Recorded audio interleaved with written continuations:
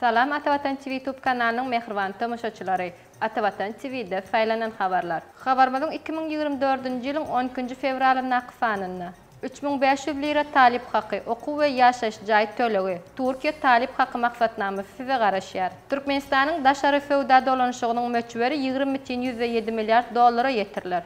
Aliýew täzeden prezidentlige faýlandy. Aziýanyň iň güçlüsi Katar ýaly habarlar size ýetirýär. Mehriban tomoshaçylarymyz, geliňinde bolsa habarlarymyz bilen has giňişleýin tanış bolalım. 3500 lira talip haqqy, okuw we ýaşaş jaý tölegi, Türkiýe talip haqqy maksatnamasy size garaşýar. Her ay 3500 Türk lirasy talip haqqy, okuw we ýaşaş jaý tölegi hyzmatlaryny hödürleýän Türkiýe talip haqqy maksatnamasy size garaşýar. Ozal habar verişimiz ýaly Türkiýe burslary talip haqqy maksatnamasy üçin ýüz tutmalar dowam edýär. Wagt azalyp barýar. Ýene-de 10 günden şeýle amatly maksatnamadan peýdalanmak döwri tamamlanýar. Türkiýe burslary talip haqqy maksatnamasynyň aýratynlyklary. Beýleki ýokary bilim talip haqqy maksatnamasynyň tapawutlykda uniwersitetleri we bölümleri ýerleşdirýär.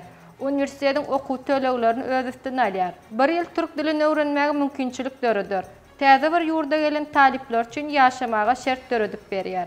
Türkiýe gelip bilim alýan döwrüňizde ýanyňyzda bolup uçar bilýärdiňiz we bir gezek almak şerti bilen öýüňize gidip gelmäge şert dörüdür. Saglyk ähtiýaçlandyrmasy bilen zerur bolan ýagdaýlarda dogly saglyk hyzmatyndan peýdalanmaga şert dörüdür.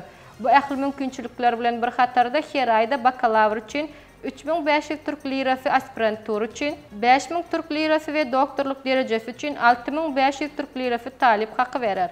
Mahabat, halkara okuw resmi namalaryň terjime hyzmaty, makul terjime merkezi. Türkiýede bilim almak isleýän taliplerin resmi namalarynyň dogry we takyk terjime edilmegi wajyp bolup durýar. Şu maksat bilen Türkiýede we dünýäniň dürli künjeginde bilim almak isleýän talipler halkara okuw resmi namalaryň terjimesi ulgamyna ýürütilýän makul hyzmat terjime merkezine ýüz tutup bilerler. Makul hyzmat terjime merkeziniň salgysy Aşgabat şäheri, Oguzgan Ankara köçesi, A blok, ofis 4-nji gat 401. Habarlaşma üçin telefon belgisi 863 78 96 73 96 48 55. Atavatan danışmanlyk hem maslahatçyňyz hem terjimeçiňiz bolar. Türkiýede bilim almak isleýän Türkmenistanyň taliplere maslahat hyzmatyny berýän Türkiýanyň Istanbul şäherine ýerleşen Atavatan danışmanlyk ýaýynjylyk terjime turizm we bilişim şereketi taliplere diňe bir maslahat berme hyzmaty bilen çäklenmän FM terjime hyzmatyny hem hödürleýär. Atavatan danışmanlyk terjime merkeziniň salgysy Aksaray mahallesi, Kocabey sokak, Erler apartmany No 34 D7 kat 4 Fatih İstanbul. Habarlaşma üçin telefon belgisi 90 532 401 71 52 90 530 251 36 73. Türkmenistanyň daşary feodal dolanşygynyň möçberi 20,7 milliard dollara ýetirler. Döwlet başdanma ministrler kabinetiniň agzalaryna ýüzlenip Türkmenistanyň prezidentiniň ýurdumyzy 2022-2028-nji ýyllarda durmuş ykdysady taýdan öfdirmek maksatnamasyny üstünlikli durmuşa geçirmek maksady bilen ýurdumyzy 2024-nji ýylda durmuş ykdysady taýdan öfdirmek we maýa goýum maksatnamasynyň taslamasynyň işlenip taýýarlamalydygyny ünsü çekdi.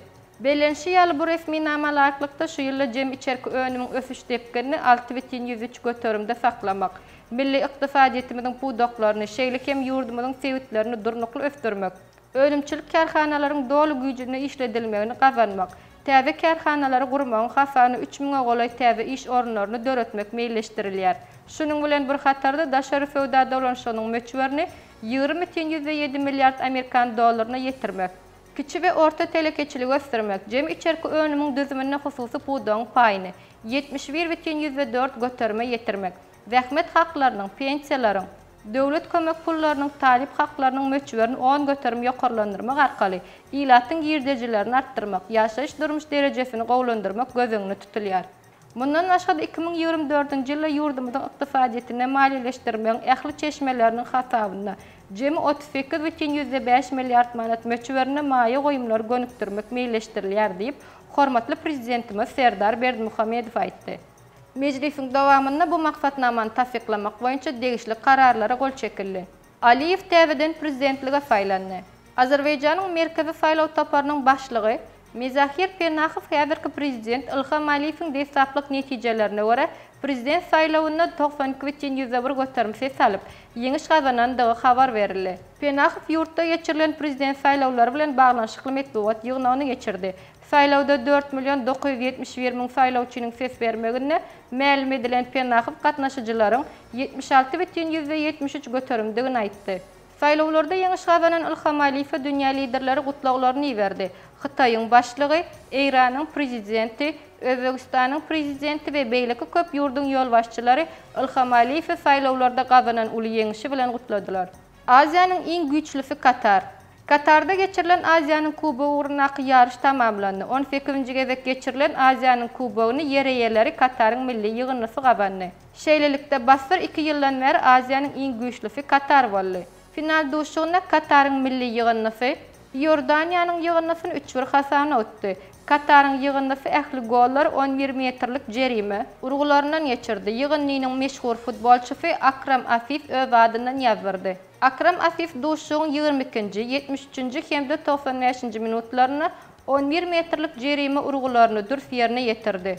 Ýordaniýanyň ýygynnysynyň ýeketäk golunu 67-nji minutda Yazan Al-Naymat geçirdi. Kataryň ýygynnysy basdyr 2 gezek bu kubogy gabandy.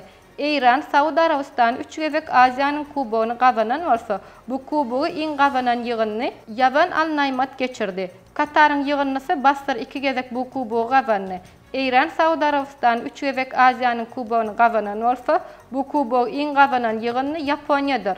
Ýordaniýanyň ýygynnysy öz taryhynda ilkinji gezek finala çykyp Aziýanyň kubogyny ikinji bolmagy başaryp taryhy üstünligi gabandy. Aziýanyň kubogy urnaky ýarış 2023-nji ýylyň tomusynda geçirilmeli. Ýöne ýereýelleri Xitay ýarşy geçirmekden ýüze Onuň ýerine Katar bu ýarşy 2024-nji ýylyň gyşyna geçirmegi kabul etdi. Hormatly tamaşaçylarymyz, saýlanan habarlarda size ýetirmek bilen habarlarymyz şulardan ibaret. Gepleşiklerimiziň indiki sany görüşýänçek hoş, sag bolun.